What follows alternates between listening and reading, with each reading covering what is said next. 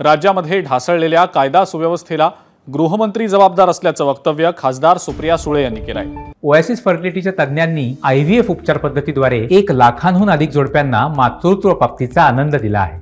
मोफत appointment book करण्यासाठी आजच संपर्क साधा। जनतेमध्ये असुरक्षिततेचं वातावरण आहे आणि हे गृहमंत्र्यांचं अपयश असल्याचा आरोप देखील सुप्रिया सुळेंनी केलेला आहे।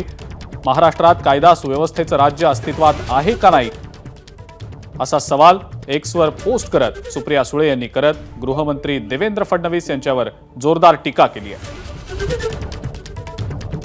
सुप्रिया सुळेंनी आपल्या एक्स पोस्टवर नेमकं काय म्हटलंय आपण बघूया। महाराष्ट्रात कायदा सुव्यवस्थेचे राज्य अस्तित्वात आहे की नाही अशी भयानक परिस्थिती निर्माण झाली आहे। पुण्यामध्ये तरुणीची अतिशय निर्घृण पद्धतीने हत्या करण्यात आली। रत्नागिरीत एका तरुणीवर रिक्षा चालकाने बलात्कार केल्याची घटना घडली। पुणे परिसरातही अल्पवयीन मुलींवर अत्याचार केला गेलाय। दुसरीकडे गुन्हेगारांना कायद्याचा कसलाही धाक राहिला नसून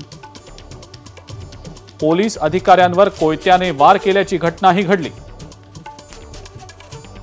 सातत्याने घडणाऱ्या या घटनांमुळे नागरिकांमध्ये असुरक्षिततेचं वातावरण आहे। सत्ताधाऱ्यांचे विशेषतः गृहमंत्र्यांचे घोर अपयश आहे। राज्यातील ढासळलेल्या कायदा सुव्यवस्थेला राज्याचे गृहमंत्री जबाबदार आहेत।